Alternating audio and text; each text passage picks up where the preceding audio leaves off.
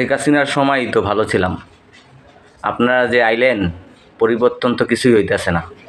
দ্রব্যমূল্য আরও বেশি বাড়ছে।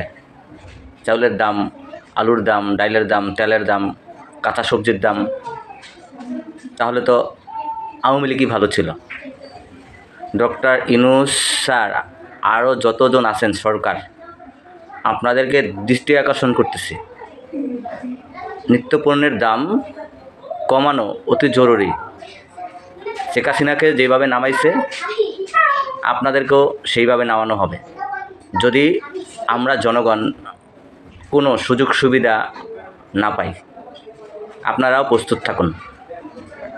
আপনারা আইয়া দেশে কী ফায়দাটা হইল, জনগণের কী উপকারটা হইল?